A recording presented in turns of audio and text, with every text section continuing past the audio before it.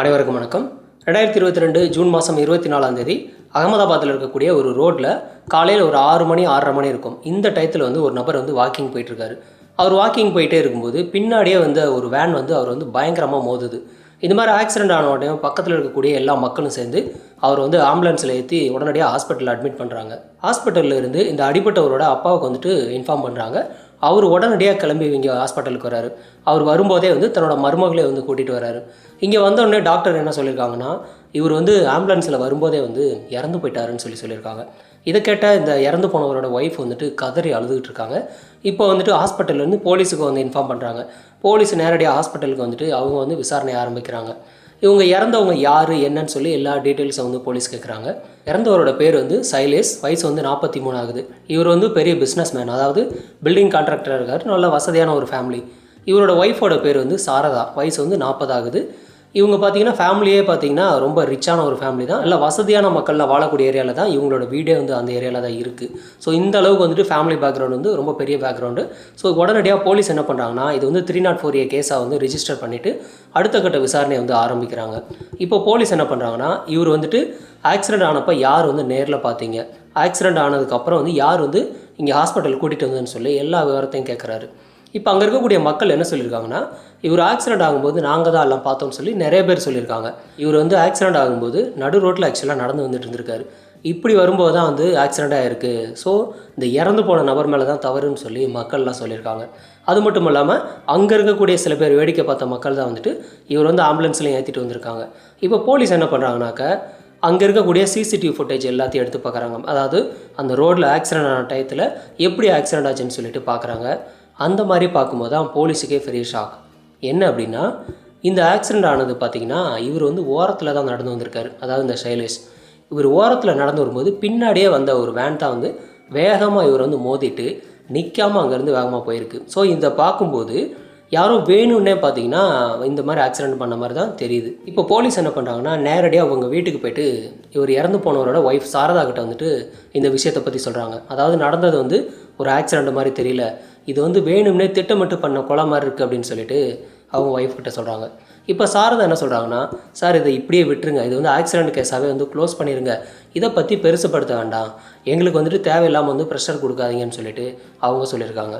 இப்போ போலீஸுக்கு பெரிய டவுட் ஆகுது. என்ன அப்படின்னா, வழக்கமாக யாருக்காவது ஒரு ஆக்சிடென்ட் ஆகி அது ஒரு வேளை கொலையாக இருந்திருந்தால் அவங்க என்ன சொல்லியிருப்பாங்க ஃபேமிலியிலனா, அந்த நபர் யார் பண்ணாங்க, எதுக்கு பண்ணினாங்க, அவங்கள விடாதீங்க, அவங்களுக்கு தண்டனை கடுமையாக இருக்கணும்னு சொல்லிட்டு இந்த மாதிரி கோவப்பட்டிருப்பாங்க. ஆனால் இங்கே என்ன நடந்திருக்குன்னா, அப்படியே ரிவர்ஸில் நடந்திருக்கு. இந்த மாதிரி கேஸை பெருசுப்படுத்தாதீங்க, இதை ஆக்சிடென்ட் கேஸாக க்ளோஸ் பண்ணுங்கன்னு சொல்லிட்டு ஒய்ஃபே சொல்லியிருக்காங்க. ஸோ இப்போ தான் போலீஸுக்கு பெரிய டவுட் வருது இவங்க மேலே. போலீஸ் என்ன பண்ணுறாங்கனாக்கா, இது திட்டமிட்டு நடந்த கொலை அப்படின்னு சொல்லி கிளியராக தெரியுது. இவங்க ஒய்ஃபே பார்த்தீங்கன்னா இந்த மாதிரி சொல்கிறாங்கன்னு சொல்லி ஒய்ஃப் மேலே ஒரு பக்கம் சந்தேகம் இருந்துகிட்ருக்கு. அதே சமயத்தில் அந்த ஏரியாவில் இருக்கக்கூடிய ரோடு ஃபுல்லாக, அதாவது அவங்க வீட்டிலேருந்து இவர் நடந்து வந்த அந்த டிஸ்டன்ஸ் ஃபுல்லாக இருக்கக்கூடிய எல்லா சிசிடிவி ஃபுட்டேஜையும் போலீஸ் எடுக்கிறாங்க.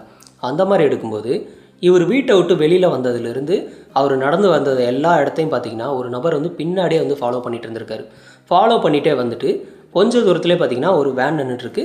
அந்த வேனில் ஆல்ரெடி ஒரு டிரைவரும் இருந்திருக்காரு. இவர் ஆல்ரெடி டிரைவர் இருக்கும்போது இவர் பக்கத்தில் உட்கார்றாரு, அதாவது ஃபாலோ பண்ணிட்டு வந்த நபர். அதுக்கப்புறம் என்ன நடக்குதுன்னா, இவர் நடந்து போய்கிட்டே இருக்கார். முன்னாடி கொஞ்சம் தூரம் போக விட்டு வேகமாக இந்த வேனை வச்சு இடிச்சிருக்காங்க. ஸோ திட்டமிட்டு பண்ணின இது கொலைன்னு சொல்லி கிளியராக தெரியுது. ஆனால் யார் பண்ணினாங்கன்ற அந்த ஃபேஸ் மட்டும் கிளியராக தெரியவே இல்லை. இப்போ போலீஸ் என்ன பண்ணுறாங்கன்னா, ஆல்ரெடி இவங்க ஒய்ஃப் மேலே சந்தேகம் இருக்கிறதுனால அவங்க ஒய்ஃபோட ஃபோன் கால் டீட்டெயில்ஸ் எடுக்கிறாங்க. அந்த மாதிரி எடுத்து பார்க்கும்போது எந்த ஒரு சந்தேகமே இல்லை. அதாவது கடைசியாக பார்த்தீங்கன்னா ஒரு மாதமாக கால் டீட்டெயில்ஸ் எடுக்கும்போது யாருக்கிட்டே அதிகமாக பேசவும் இல்லை, சந்தேகப்படுற மாதிரி எந்த ஒரு நம்பரும் இல்லை. இப்போ போலீஸ் என்ன பண்ணுறாங்கனாக்கா, இந்த இறந்து போன நபரோட ஃபோன் கால் டீட்டெயில்ஸ் எடுக்கிறாங்க.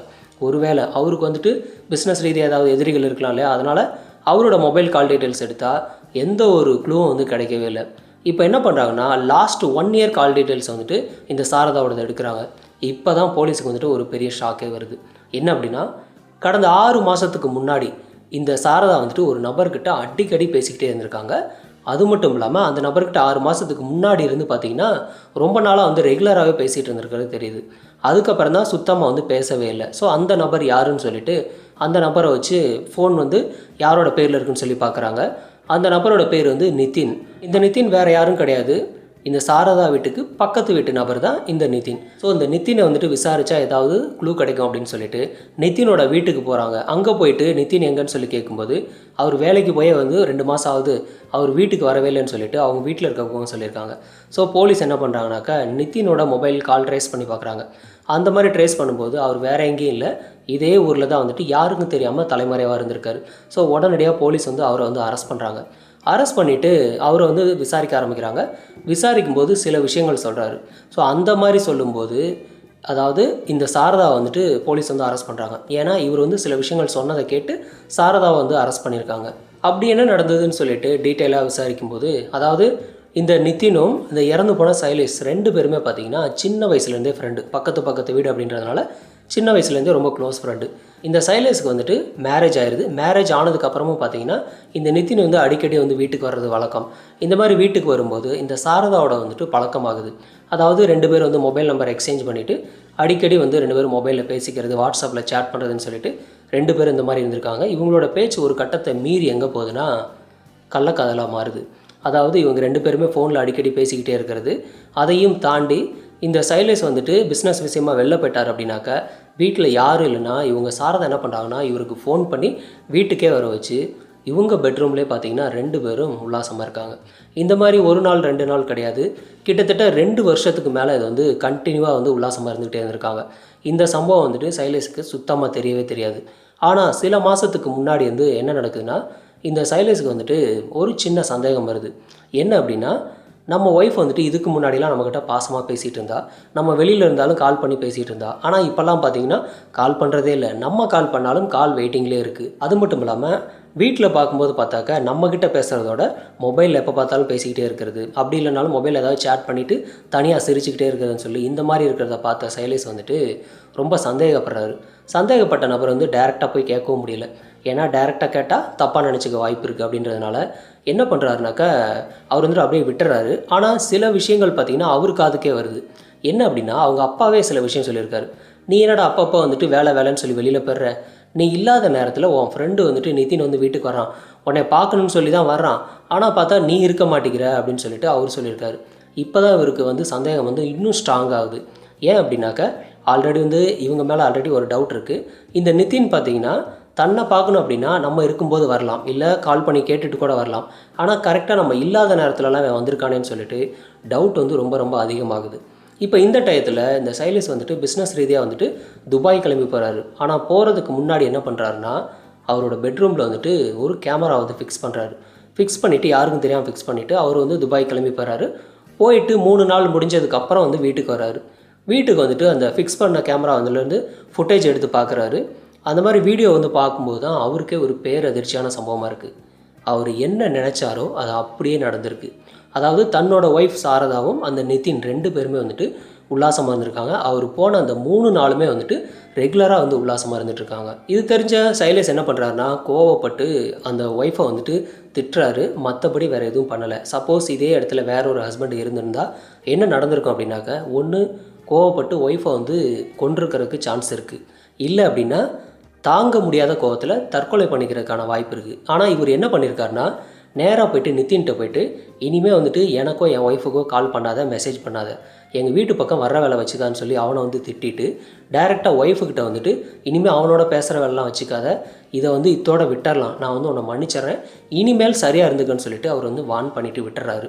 இப்போ விட்டதுக்கப்புறம் என்ன நடக்குதுனாக்கா இவங்களும் பார்த்திங்கன்னா அவரோட பேசவே இல்லை, நிதினும் வந்துட்டு இந்த சாரதாவோட பேசவே இல்லை. 2 பேரும் மொபைலில் பேசிக்கவே இல்லை.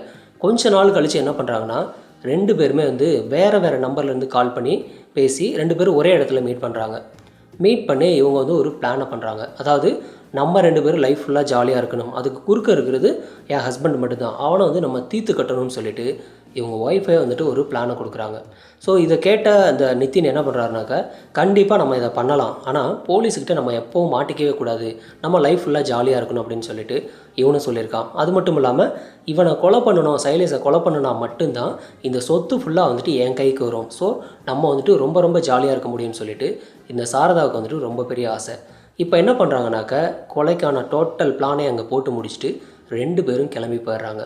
போனதுக்கப்புறம் ஒரு 6 மாதத்துக்கு அப்புறம் என்ன நடக்குதுனாக்கா கூலிப்படையை சேர்ந்த ஒரு நபர், அவரோட பேர் வந்து யாசின். அந்த நபர்கிட்ட போயிட்டு இது மாதிரி வந்து ஒரு கொலை பண்ணணும்னு சொல்லிட்டு அவர் வந்து கேட்குறாரு. 10 லட்ச ரூபா பணத்தையும் வந்து கொடுக்குறாரு. இப்போ யாசின் என்ன பண்ணுறாருன்னா ஒரு ஐடியா கொடுக்குறாரு. இதை வந்து நம்ம நார்மலாக பண்ணுனா போலீஸ்கிட்ட மாட்டிக்கும், இதை வந்து ஒரு ஆக்சிடெண்ட்டாக பண்ணணும் அப்படின்னாக்க நம்ம மாட்ட மாட்டோம். இன்னொன்று, சப்போஸ் அந்த இடத்துல மாட்டினாலும் அது வந்து ஒரு விபத்தாக தான் இருக்கும். ஸோ அது வந்து 304A கேஸில் தான் முடியும். அதுக்கு வந்து ஜஸ்ட் ஃபைன் கட்டிட்டு நம்ம வந்து வெளில வந்துடலாம்னு சொல்லி அவர் வந்து ஒரு ஐடியா கொடுக்குறாரு. இதை கேட்டுட்டு இந்த பிளானை வந்துட்டு 2022 ஜூன் மாதம் 14ஆம் தேதி வந்துட்டு 2 பேருமே வந்துட்டு இதை வந்து ஓகே பண்ணுறாங்க. அதாவது இந்த நபர் வந்து யாசின் வந்து வீட்டிலேருந்து வெளியில் வரும்போது பின்னாடியே ஃபாலோ பண்ணனது இந்த நிதின் தான். ஃபாலோ பண்ணிகிட்டே வந்ததுக்கப்புறம் இவர் வந்து ஆல்ரெடி வந்து இந்த வேனில் இருக்கிறாரு. அதாவது யாசின் வேனில் ஆல்ரெடி உட்காந்துருக்காரு. இப்போ 2 பேரும் சேர்ந்து தான் இவர் வந்து நடந்து போகும்போது பின்னாடியே இருந்து வந்து வேகமாக வந்து இடிக்கிறாங்க. ஸோ இடித்ததுக்கப்புறம் அந்த இடத்துல நிற்கவே கிடையாது. ஏன்னா பக்கத்தில் மக்கள்லாம் இருக்காங்க. நிற்காமல் என்ன பண்ணுறாங்கன்னா வேகமாக ரிட்டன் போயிடுறாங்க. இப்போ தான் என்ன நடக்குது அப்படின்னாக்கா, போலீஸ் வந்துட்டு அந்த சிசிடிவி ஃபுட்டேஜை வந்து இந்த மாதிரி நடந்திருக்குன்னு சொல்லி இது வந்து ஆக்சிடெண்ட் கிடையாது, இது வந்து மர்டர்னு சொல்லிட்டு கிளியராக சொல்லியிருக்காங்க. இந்த நிதினும் இந்த சாரதா 2 பேருமே கடந்த 6 மாதமாக பார்த்தீங்கன்னா ஏன் சுத்தமாக பேசிக்கவே இல்லை அப்படின்னாக்க, அவங்க ரொம்ப புத்திசாலித்தனமாக யோசித்து என்ன பண்ணியிருக்காங்கன்னா, அதாவது மொபைலில் வந்துட்டு நார்மலாக ஒரு கால் ஹிஸ்ட்ரி எடுத்தோம் அப்படின்னாக்க 6 மாதத்து கால் ஹிஸ்ட்ரி வந்து எடுக்க முடியும். ஸோ போலீஸுக்கு ஒரு வேளை சந்தேகம் வந்து அந்த மாதிரி எடுத்தாங்கன்னா நம்ம மாட்டிக்கிறதுக்கு சான்ஸ் இருக்குது. அதனால் லாஸ்ட் 6 மாதம் வந்து நம்ம பேசிக்கவே வேண்டாம் அப்படின்னு ஒரு பிளான் பண்ணி அதனால் வந்து பேசாமல் இருந்திருக்காங்க. ஆனால் அவங்களுக்கு தெரியாத ஒரு விஷயம் என்னென்னா, மொபைல் கால் ஹிஸ்ட்ரி மட்டும் எடுக்க மாட்டாங்க, ஃபோன் கால் டீட்டெயில்ஸ் எடுப்பாங்க. அந்த மாதிரி எடுத்தாங்க அப்படின்னாக்க நீங்கள் லாஸ்ட் 2 வருஷத்துக்கு முன்னாடி பேசியிருந்தாலும் அதை வந்து கிளியராக எடுக்க முடியும். அதே சமயத்தில் நீங்கள் எங்கேருந்தெல்லாம் பேசுனீங்க, அவங்க எங்கேருந்து பேசுனாங்க, நீங்கள் யார் யாருக்கெல்லாம் மெசேஜ் பண்ணீங்கன்னு சொல்லி மொத்தமாக பார்த்தீங்கன்னா ஒரு சிலந்தி வலை மாதிரி அந்த கால் டீட்டெயில்ஸ் வந்து எடுக்க முடியும். இந்த கேஸில் இந்த நிதினும் இந்த சாரதா 2 பேர்கிட்டே வந்துட்டு ஸ்டேட்மெண்ட் வாங்கி 2 பேரையுமே பார்த்தீங்கன்னா அரெஸ்ட் பண்ணிட்டாங்க. அதே சமயத்தில் இந்த கூட வந்து இந்த பிளானை பண்ணின அந்த கூலிப்படையை சேர்ந்த யாசின் அவரையும் பார்த்தீங்கன்னா போலீஸ் வந்து அரெஸ்ட் பண்ணிட்டாங்க. எந்த ஒரு கள்ளக்காதலும், அதாவது திருமணத்தை தாண்டிய உறவு அப்படின்னு சொல்லக்கூடியது எல்லாமே கடைசியாக போய் நிற்கிறது எங்கே நிற்கும் அப்படின்னா ஒரு க்ரைமில் தான் நிற்கும். ஒன்று தற்கொலை அல்லது கொலை, 2ல் ஏதோ ஒன்றில் போய் தான் நிற்கும். இது எல்லா கேஸ்லையுமே நடக்கும்.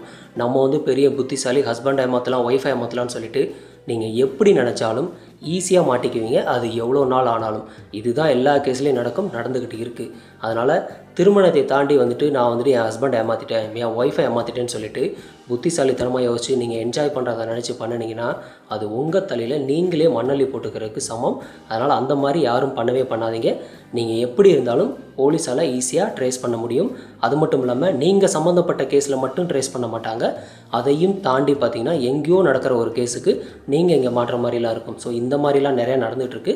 அதனால் திருமணத்தை தாண்டி எந்த ஒரு பொண்ணோடையும் இல்லை எந்த ஒரு பையனோடையும் வந்து நார்மலாக வந்து பேசவே பேசாதீங்க. உங்களுக்கு தேவை இருந்தால் பேசுங்க. மற்றபடி இல்லீகலாக உறவு வச்சுக்கணும் அப்படிங்கிறக்காக சினிமாவை பார்த்துட்டு சீரியலை பார்த்துட்டு இந்த மாதிரி பண்ணினீங்கன்னா உங்கள் லைஃப் உங்கள் கையிலே இருக்காது. இந்த கேஸில் இந்த சாரதா பண்ணின செயலை பற்றின உங்களோட கருத்துக்களை கமெண்ட்டில் பதிவு பண்ணுங்கள். நன்றி.